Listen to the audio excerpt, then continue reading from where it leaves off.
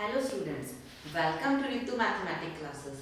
आज हम topic cover करेंगे angle subtended by an arc on the centre and the remaining part of a circle.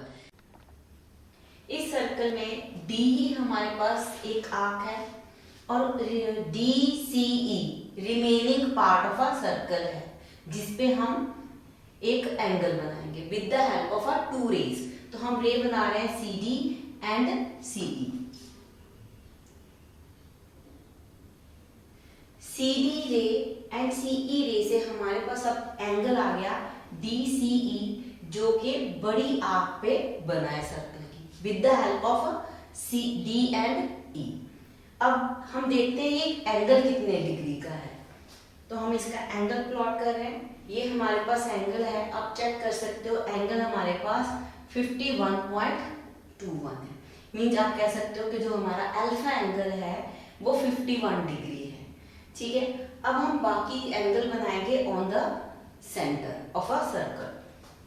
तो पहले हम D A and D E को meet कर देते हैं। हमारे पास सेगमेंट है D A and A E. D A E अब दूसरा एंगल बना है with the help of a centre of the circle, और सेम आर्क की हेल्प से बना है आर्क डी। चेक करते हैं ये कितने डिग्री का एंगल है।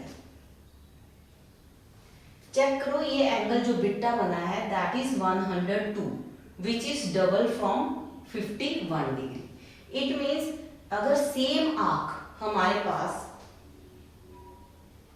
सेम आर्क जो कि डीई है वो सेंटर पे एक एंगल बनाती है और same arc on the remaining part of a circle उस पे एक एंगल बनाती है, तो दोनों का रिलेशन क्या होता है? डबल रिलेशन होता है।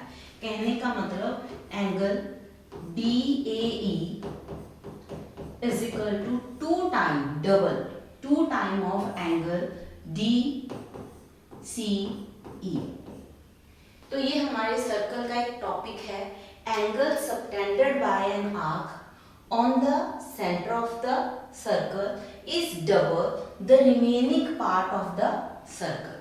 जो हमने बहुत अच्छे से क्लियर कर लिया है। आप चेक कर सकते हो एंगल अल्फा हमारे पास अगर 51 डिग्री है तो एंगल बीटा जो कि सेंटर पे बन रहा है वो 102 डिग्री है which is double from the 51।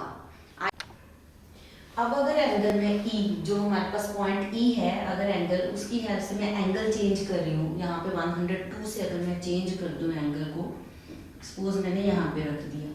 अब एंगल देखो सेंटर पे कितना है 140, लेकिन रिमेनिंग पार्ट पे उसका हाफ हो गया 57। मीन्स 57 का डबल आपके पास कितना होता है 140। और आर्क आपकी सेम रही डीई। डीई की हेल्प से ही हमने सेंटर पे एंगल बनाया DAE and the remaining part of the circle is DCE. ये रिलेशन यही रहता है। आप एंगल जितना मर्जी चेंज कर दो, देखो जैसे जैसे एंगल चेंज हो रहा है रिलेशन सेम डबल का रहा आपके पास। आप इसको चेक कर सकते हैं। आई थिंक आपको ये टॉपिक बहुत अच्छे से क्लियर हो गया होगा। अगर कोई डाउट है तो आप कमेंट करके मेरे से पूछ सकते हैं।